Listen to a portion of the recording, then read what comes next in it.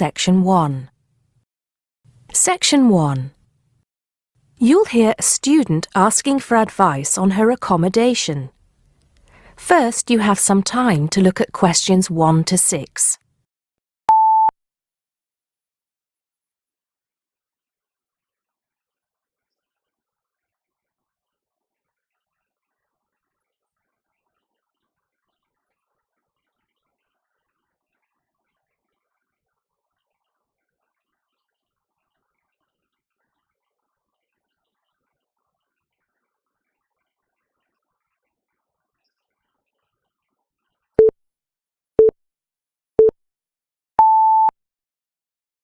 Now we shall begin. You should answer the questions as you listen, because you will not hear the recording a second time. Listen carefully and answer questions 1 to 6. Good morning.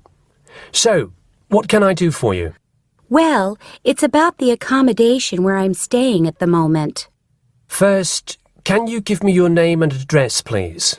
Yes, I'm Maria Dominguez, and the address is 12 Pine Tree Terrace.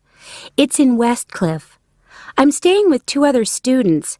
There's actually 4 of us in the house, us 3 students and the lady who rents the house to us. So, is there a problem? Well, there are a few, actually. You know, I'm a first-year student, and though I lived away from home for a while when I was studying over the summer in Mexico City, I've never lived abroad, and it's a big change for me. The course is tough, but that's not the main difficulty. I'm coping with that up till now, anyway.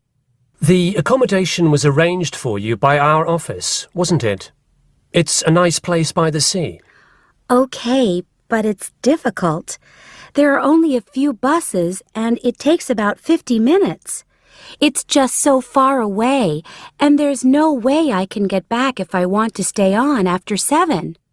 And also the other thing is, there's nothing to do there. It's basically just a village. All my friends stay on campus. What about the girls you live with? Do you get on with them? Well, when I see them, but one of them is hardly ever there. Mostly she stays in a house with friends. They've got plenty of extra space, you see. The other girl is quiet as a mouse and hardly ever leaves her room. The landlady's friendly enough, though a bit forgetful, and she doesn't keep the place very clean.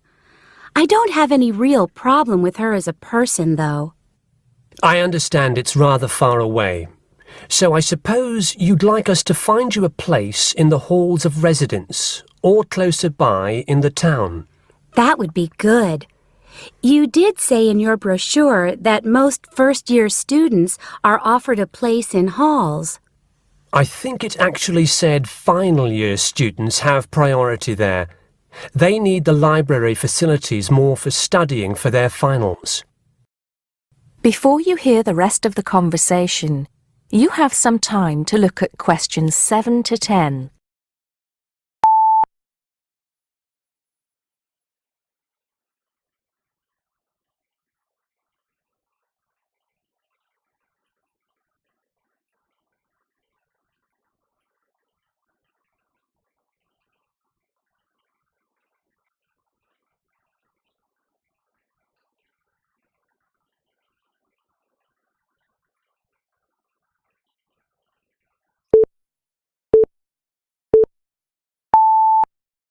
Now listen and answer questions 7 to 10.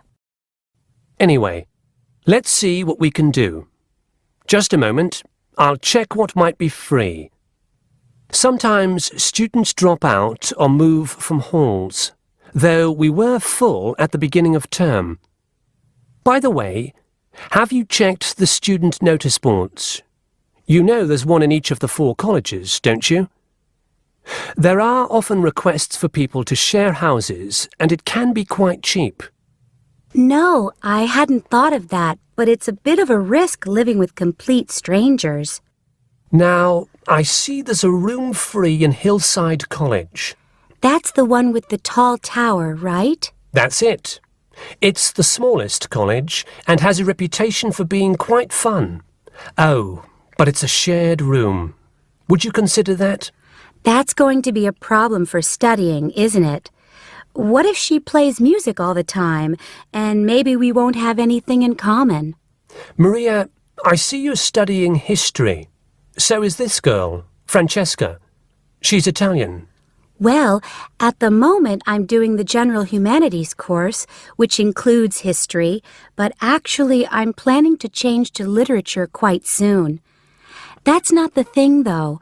I really want a room on my own. Right.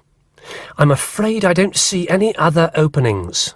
There's nothing showing up on the computer, at least on campus.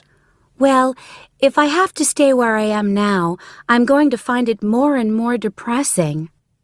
Here's one more thing we can try. The university owns several places on the Thanet Road and also by the West train station. Both of these are about a 20-minute walk down the hill. They're not the newest of buildings, but I could check for you. Can you come back tomorrow? Oh, no, that's Saturday. What about Monday? Yes, sure. I'd really appreciate it if you could do something for me. Let's hope so. That is the end of section 1. You now have half a minute to check your answers.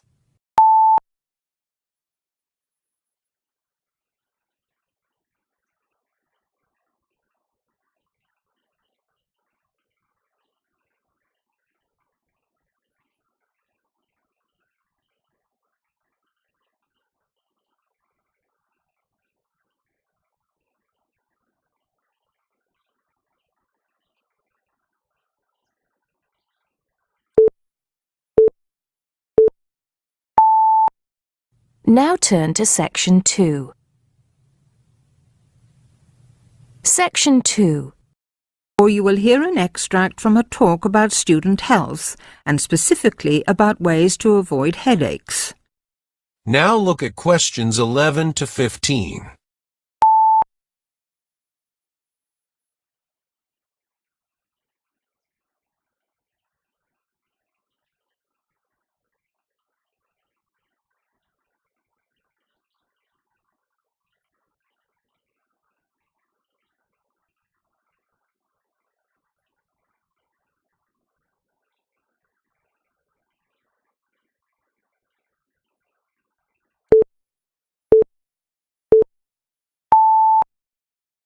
Now listen and answer questions 11 to 15. By using words from the box to complete the summary.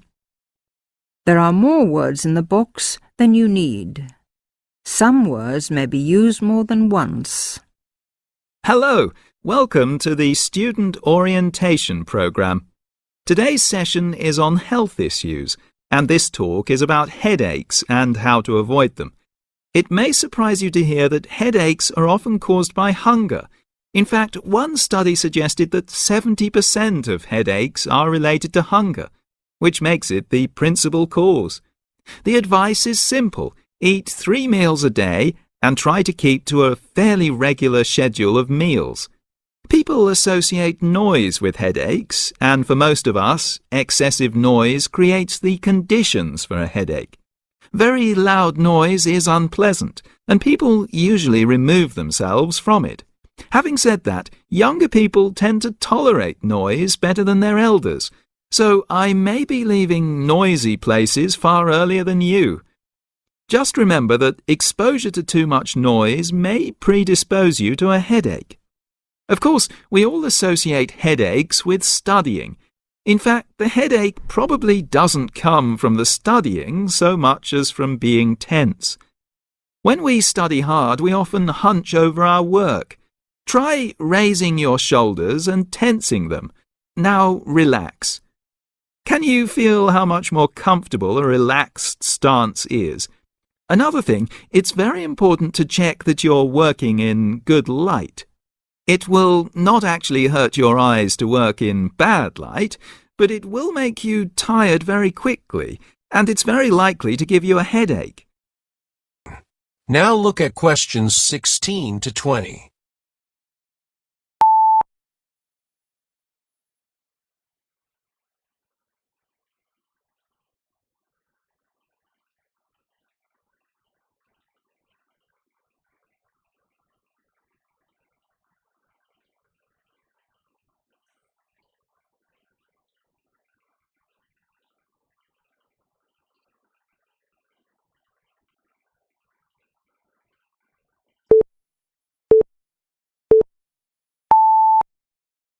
Now listen and answer questions 16 to 20. What's more, if you have the book flat on a desk in front of you, it will be harder to read, and you'll have to hold your head at an odd angle. It's wise to have a bookrest which raises the material you're reading at 45 degrees to the desk. This will help reduce your chance of a headache. Try to relax before bed so that you'll be relaxed when you try to sleep. A soak in a hot bath may be helpful. It's also important to really sleep when you go to bed. A good mattress is a wise investment for people who want to avoid headaches. This talk seems to keep coming back to tension. Tension may cause you to chew too forcefully, clench your jaw, or grind your teeth, and this in turn may lead to headaches. It's very easy to say that you shouldn't grind your teeth, but very hard to stop, particularly if you grind your teeth in your sleep. Try to avoid situations which will make you tense, particularly just before bed. If you do compulsively grind your teeth in your sleep, ask your dentist about a soft mouth guard. In general, try to eat regular meals and avoid tense situations. Be sure you get plenty of exercise. Hopefully your headaches will be greatly reduced. One other thing I should point out, avoid smoky rooms and cars. Such places certainly encourage headaches, and the smoke may be doing you quite serious long-term damage. That is the end of section 2. You now have half a minute to check your answers.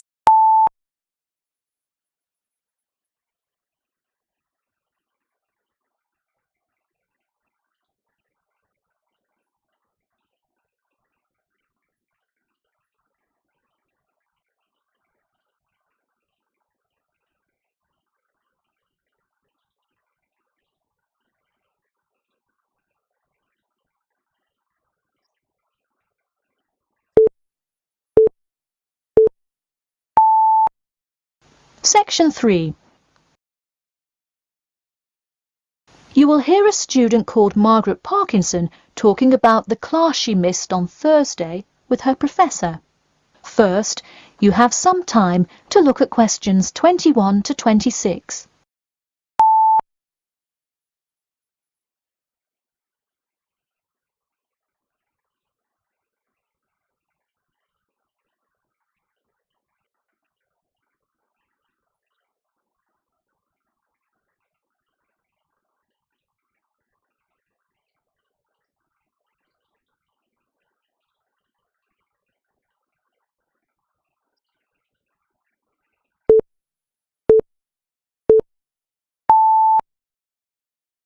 Now, listen carefully and answer questions 21 to 26. Hi, Professor Timmons. Do you have a few minutes? I was hoping to talk about what I missed on Thursday. Hello, come in. Sure, sit down. Could you tell me your name, please? Margaret, sir. Margaret Parkinson. I apologise for missing your class, but I had to go to the hospital. I'm sorry to hear that. Everything is okay now, though, I hope. Yes, thanks. Glad to hear it. So on Thursday, I outlined the research project that will account for 30% of your grade.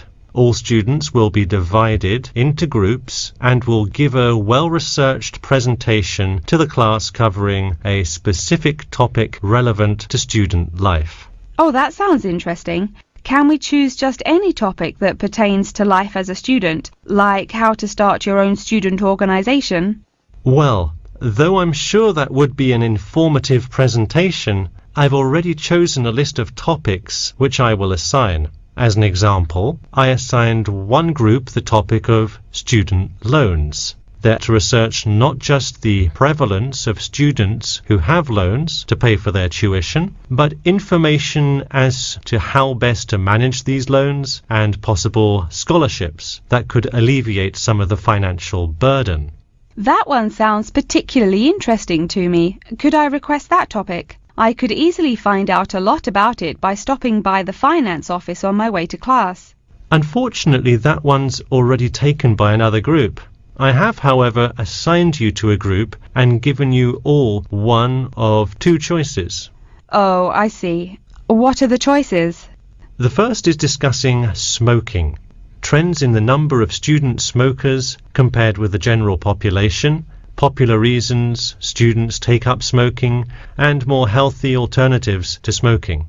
That one could be interesting. I'm not a smoker myself, but we'll see what my group thinks. If we did choose this topic, we would rather not put our fellow students on the spot to interview them. Where else could we gather information?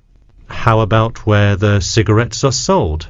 Oh, that's a great idea. I could interview the manager of a supermarket and find out the average age of people buying cigarettes, or how much they buy, that sort of thing. Precisely. OK, I'll keep that in mind. And what was the other topic? The other topic is the practice of natural medicine. It sounds far more specific than the others, but it is more of an exercise of outlining a career path.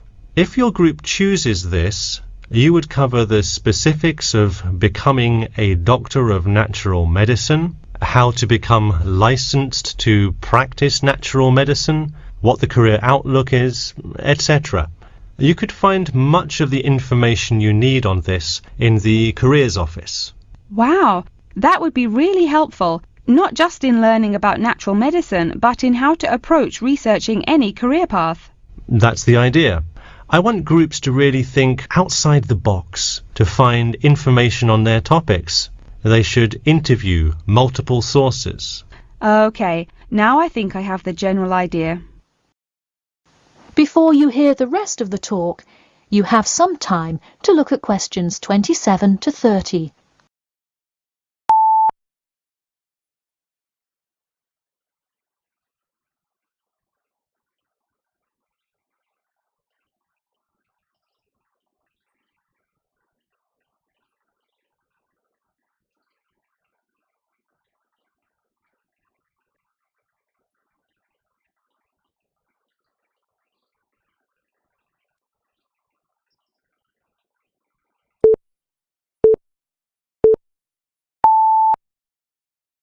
Now listen carefully and answer questions 27 to 30. When is the presentation due? I expect each group to send me an email attachment of the plan ahead of time by October 10th, so that I can ensure that you are on the right track. Oh, that's actually really reassuring. I would hate to spend so much time on a presentation only to find we had taken it in the wrong direction. So when is the presentation? I let groups choose from the list of time slots I have between November 1st and November 5th. OK, how about the 3rd? I'll have to check with my group, of course, but maybe we could write a tentative time? Sure, let me take a look. I'm actually booked completely through the 3rd and 4th now. How about sometime in the afternoon of the 5th? Great. How about 2 o'clock? No problem. I'll pencil your group in. OK, thanks. And to clarify, what exactly is due in the first phase? Before the October deadline, I want your group to have compiled resources and then to provide some initial data analysis to support your claims. OK, so data analysis is due the 10th of October, and then the Presentation? Yes. The final phase is simply giving the presentation on the 5th of November. All right, I think I have all the information I need. Thanks. You're welcome. See you in class tomorrow. That is the end of section 3. You now have half a minute to check your answers.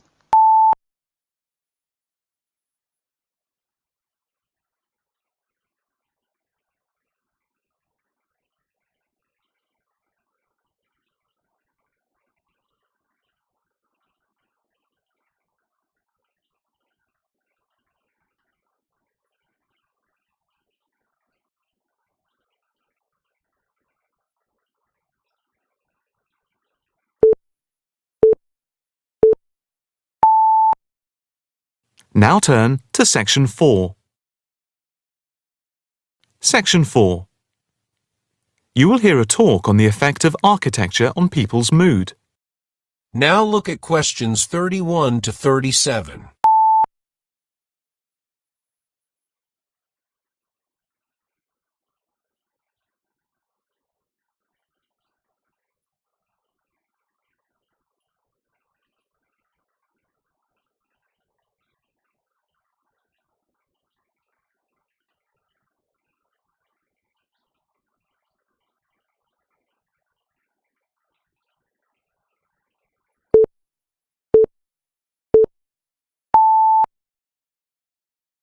Now listen and answer questions 31 to 37.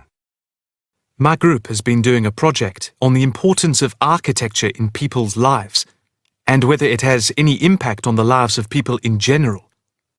The main part I have played is in the collection of data to find out what effect, if any, various buildings have on people's mood, i.e. whether ugly buildings make people unhappy and whether beautiful buildings do the opposite. We had originally thought of starting measuring people's reactions by using a questionnaire with about 40 questions, which we were going to hand out to people, including students at the university. But we were worried that doing the questionnaire would be too time-consuming for people to fill in, so we gave up the idea. I then asked several of the postgraduate students for advice. One of them came up with the simple idea of showing people images of various buildings from different eras and styles, instead of giving out the questionnaire, and asking them to indicate how they felt on a scale of 1 to 5 about the images, where 1 was unhappy and 5 was very happy. People would also be given the option of not saying what they felt. Using the scale meant that it would be much simpler to record people's reactions. I decided to follow this advice, and so the first stage was to collect a large number of images. I used Google to print off colour images of views of houses and apartment blocks where people live, and different types of buildings where they work. I started with about 30 or 40, and then reduced them to 10 images. Media resources in the Amory building at the Judd Street branch of the university helped me produce the final images. I had them blown up to A4 size, and we used colour rather than black and white to make the detail on the images clearer. We made 5 sets of images, and for protection when handling, we pasted the images onto hard card. Then, using a machine to wrap them with plastic, we laminated the cards.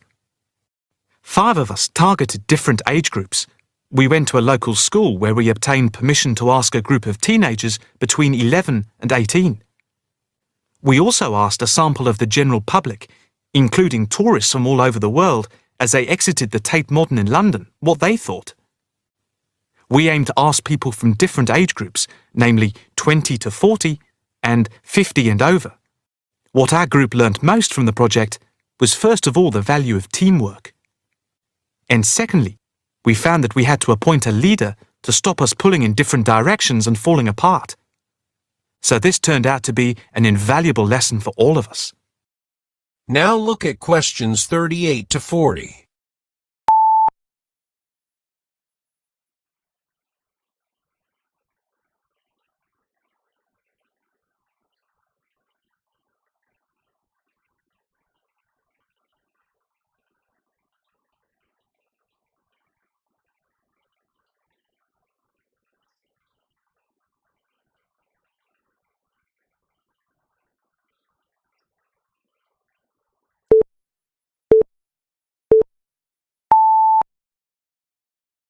Now listen and answer questions 38 to 40. As to the findings, for us they proved intriguing. In the end, the sample consisted of 311 respondents. I thought initially that people wouldn't be interested in taking part. With the youngest age group, their reaction was very mixed. It was clear that the youngest group had no pattern of preference at all, as they frequently gave no reaction to the pictures. For the 20 to 40 age group, we found that they tended to score more in the middle range, around 3. We found that out of the 3 groups, the most likely to be favourably affected by the images, that is, they were more likely to score the images as 5, were those aged 50 and above. And nobody in this age group failed to say what their reaction was, which was unique for the 3 groups. In total, I have to say that about 71 people indicated that they had no reaction at all to an image. Our general conclusion is that we need to find out more about why people react as they do, by perhaps giving them a chance to give reasons for their decisions.